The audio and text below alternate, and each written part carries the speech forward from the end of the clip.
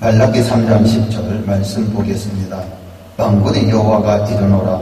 너희의 온전한 11조를 창고에 들여 나의 집에 양식이 있게 하고 그곳으로 나를 시험하여 내가 하늘 문을 열고 너희에게 복을 쌓을 곳이 없도록 붙지 아니하나 보라. 아멘. 말라기 3장 10절 말씀 가지고 온전한 11조를 드리라 말씀을 전하겠습니다. 성경 말씀 마태복음 19장 22절의 말씀 보면 그 청년의 재물이 많음으로 이 말씀을 듣고 근심하며 가니라. 아멘. 마가복음 10장 22절로 23절 말씀 보면 그 사람은 재물이 많은 거로 이 말씀을 인하여 슬픈 기색을 띠고 근심하며 가니라. 예수께서 둘러보시고 제자들에게 이르시되 재물이 있는 자는 하나님의 나라에 들어가기 심히 어렵도다 하시니. 아멘.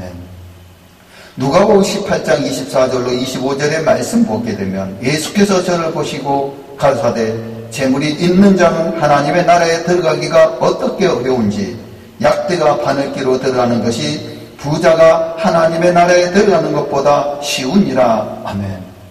이와 같이 말씀하고 있습니다. 구약의 말라기 선지자는 우리를 축복 주시는 하나님의 말씀을 이렇게 말씀하고 있습니다. 말라기 3장 10절 말씀 보겠습니다. 만군의 여호와가 이르노라. 너희의 온전한 11조를 창고에 들여 나의 집에 양식이 있게 하고 그곳으로 나를 시험하여 내가 하늘 문을 열고 너희에게 복을 쌓을 곳이 없도록 붙지 아니하나 보라. 아멘. 사랑하는 성도 여러분, 우리가 부자가 될 수 있는 가장 빠른 지름길은 가장 정확한 길이 말라기 3장 10절 말씀입니다. 이 말씀에서는 먼저 온전한 11조로 하나님의 집에 양식을 채우며 하나님께서 우리에게 복이 쌓을 곳이 없도록 부어주시겠다고 약속하셨습니다. 그리고 여호와 하나님께서는 우리에게 만군의 여호와라는 자신의 이름을 걸고 나를 시험해 보라라고 말씀하셨습니다. 무엇으로 시험해 보라는 것입니까? 온전한 11조를 들여 하나님의 집에 양식을 채웠을 때 하나님께서 하늘문을 열고 복을 쌓을 것이 없도록 붙지 아니하나 시험해 보라는 것입니다. 여기서 우리가 분명하게 알아야 할 것은 온전한 11조에 대한 정확한 개념을 알아야 합니다. 대부분의 성도님들의 사람들은 소득의 10분의 1만을 하나님의 것으로 알고 있습니다. 또한 그것만 정확하게 드리며 온전한 11조 생활을 한다고 우리는 생각합니다. 그러나 말라기 3장 8절 말씀 보시면 사람이 어찌 하나님의 것을 도적질하겠느냐. 그러나 너희는 나의 것을 도적질하고도 말하기를 우리가 어떻게 주의 것을 도적질하였나이까 하도다. 이는 곧 11조와 헌물이니라. 아멘. 말라기 3장 8절 말씀 보면 하나님의 것, 곧 온전한 11조란 11조와 헌물로 말씀하고 있습니다.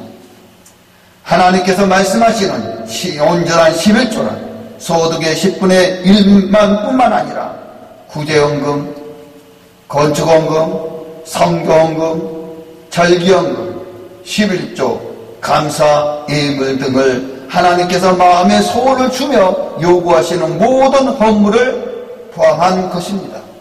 쉽게 말해 소득의 11조를 온전히 드릴 뿐만 아니라 하나님께서 요구하실 때 온전한 11조와 헌물을 드릴 때 인색함으로 드리지 말고 기쁨으로 자원하는 마음으로 순종하여 드릴 때 하나님의 집에 양식을 채우며 하나님께서 하늘문을 여시고 복을 쌓을 곳이 없도록 부어주신다는 것입니다. 우리가 가난한 삶으로 인해 힘드십니까? 11조와 헌물을 드려보십시오. 우리가 물질의 어려움으로 고통받고 있습니까? 주위에 가난한 이웃이 보입니까? 구제 헌금을 드려보십시오. 없을 때일수록 가장 귀한 것을 주님께 드려보십시오. 여러분들의 교회 성물 중 낡은 것이 보입니까? 여러분들의 헌금이 교회 수리 헌금을 드려보십시오. 우리 교회가 성전 건축을 하고 있으니까 건축 헌금을 드려보십시오. 사랑하는 교회 목사님께서 힘든 모습이 보입니까? 우리가 만일 대접받는 삶이었다면 대접하는 삶으로 바꾸어 보십시오. 내가 마음의 소원이 일어날 때 자원하여 즉시 순종해 보십시오. 내가 먼저 자원하여 섬겨 보십시오. 그리할 때 부유하게 하시는 여호와께서 우리를 물샘 12과 종료 70주가 있는 엘림으로 인도해 가십니다. 우리를 축복의 통로로 인도하십니다. 우리가 가는 곳에 주님의 축복의 통로가 되십니다.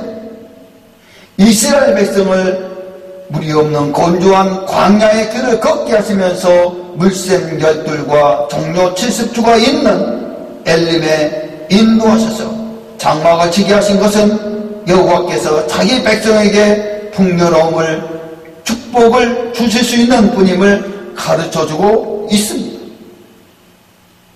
이스라엘 백성들이 간 곳곳에 주님의 축복의 통로가 되셨습니다. 그러나 여호와 하나님은 자기 백성을 무조건 부유하게 하시지는 않습니다. 오늘 말씀 보면 말라기 3장 8절 말씀 보시면 사람이 어찌 하나님의 것을 도둑질하겠느냐. 그러나 너희는 나의 것을 도둑질하고도 말하기를 우리가 어떻게 주의 것을 도둑질하겠나이까. 한도다 이는 곧 11조와 헌물입니다. 아멘. 말라기 3장 8절 보시면 하나님의 것 곧 온전한 11조란 11조와 헌물을로 말씀하고 있습니다. 여호와 하나님께서는 반드시 그 언약대로 말씀대로 행하는 자에게, 말씀대로 지키는 자에게, 즉 말씀대로 심는 자에게 그대로 거두게 하시는 분입니다. 하나님은 우리를 부욕케 하시는 분입니다. 그러나 부욕케 되기 위해서는 우리가 합당한 대가를 지불해야 합니다. 우리는 먼저 주는 삶을 살아야 합니다. 우리는 온전한 11조 생활을 해야 합니다. 우리가 주님의 말씀대로 순종하며 살아갈 때 하나님께서 복을 부어 주십니다. 우리의 삶에 부유함이 넘쳐나게 되는 것입니다. 사랑하는 성도 여러분, 우리가 잘 살기를 원하십니까? 만약 우리의 삶이 가난하다면 하나님의 말씀을 통하여 나 자신을 한번 돌아보시기 바랍니다. 그리고 내가 먼저 내 이웃에게 대접하는 삶을 살아보십시오. 우리가 먼저 온전한 11조 생활을 하십시오. 우리가 먼저 하나님의 계명대로 사십시오. 그리하면 우리에게 하나님의 놀라운 축복이 임하십니다. 하나님은 언약의 하나님이심을 또한 기억하시고 믿으십시오. 사람은 누구나 부유하게 되기를 소원합니다. 하나님은 우리를 부욕케 하시는 분이십니다. 또 부욕케 되기를 원하십니다. 그러므로 부욕케 되기를 원하신다면 하나님의 언약대로 말씀대로 살아야 합니다. 그러므로 성도는 부유하게 될 수 있으며 부유해야 합니다.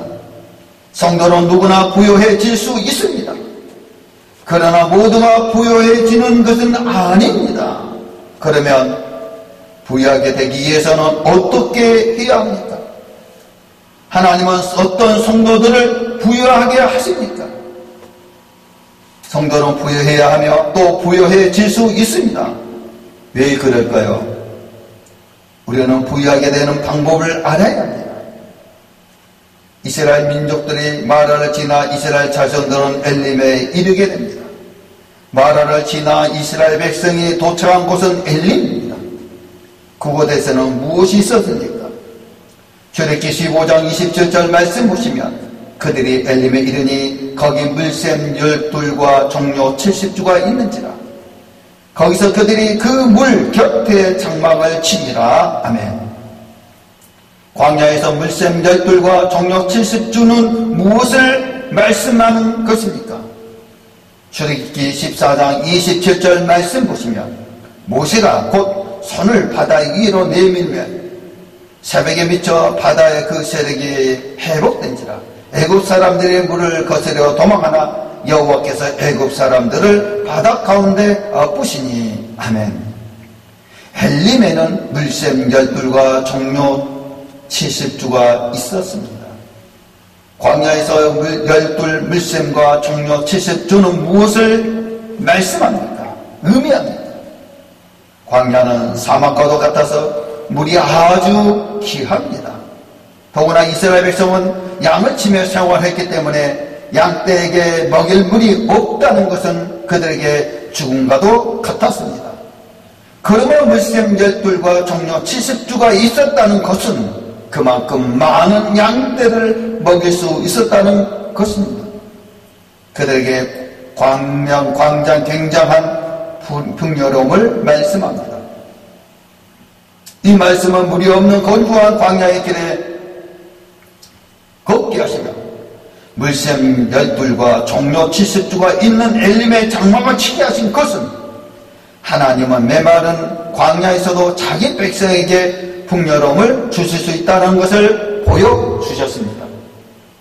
즉 우리를 부유하게 하는 여호와이심을 가르쳐 주셨습니다. 사랑하는 성도 여러분, 성경은 여호와께서 그 백성된 우리에게 이미 잼을 얻을 능을 주셨다고 말씀합니다. 신명기 8장 18절 말씀 보시면 네 하나님 여호와를 기억하라. 그가 내게 잼을 얻을 능을 주셨습니다. 이같이 하심은 내 열조에게 맹시하신 언약을 오늘과 같이 이루려 하심이라. 아멘. 또한 그리스도께서 부유한데 가난하게 되신 것은 우리를 부유하게 하기 위함이라고 말씀합니다. 고린도후서 8장 9절 말씀 보시면 우리 주 예수 그리스도의 은혜를 너희가 알거니와 부유하신 자로서 너희를 위하여 가난하게 되심은 그의 가난함을 인하여 너희로 부욕해 하려 하심이라. 아멘. 신명기 28장에서는 우리가 부유해지기 위해서 어떻게 하면 된다고 말씀하고 있습니까? 신명기 28장 1절로 6절의 말씀 보시면 내가 네 하나님 여호와의 말씀을 삼가 듣고 내가 오늘 내게 명령하는 그의 모든 명령을 지켜 행하며 그의 모든 명령을 지켜 행하면 내 하나님 여호와께서 내게 세계 모든 민족 위에 뛰어나게 하실 것이라. 내가 내 하나님 여호와의 말씀을 청종하며 이 모든 복이 내게 임하며 내게 이르르니 성읍에서도 복을 받고 들에서도 복을 받을 것이며 내 몸의 자녀와 내 토지의 소산과 내 짐승의 새끼와 소와 양의 새끼가 복을 받을 것이며 내 광주리와 떡반죽 그릇이 복을 받을 것이며 내가 들어와도 복을 받고 나가도 복을 받을 것입니다. 내가 들어와도 복을 받고 나가도 복을 받을 것이니라. 아멘. 사랑하는 성도 여러분, 여호와의 하나님께서 하늘문을 여셨습니다. 여호와 하나님께서는 축복하시는 것에 굉장히 자신이 있으셨습니다. 그래서 여호와 하나님께서는 우리에게 온전한 11조와 헌물을 드려 이같이 자기를 시험해보라고 하셨습니다. 사랑하는 성도 여러분, 부자가 되어 풍요로운 생활을 누리기를 원하십니까? 부유하게 되는 방법에 있어서 이보다 더 정확한 길은 없습니다. 우리에게 그 어떤 일이 있어도 그 어떤 상황 속에서도 온전한 11조와 헌물을 드려보십시오. 드리십시오. 그래서 우리가 하나님의 집에 양식을 채우시기를 주님의 이름으로 축복합니다.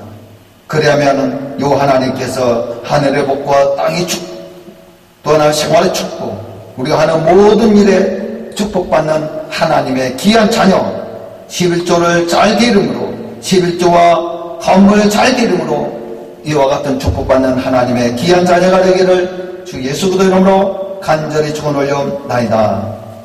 아멘.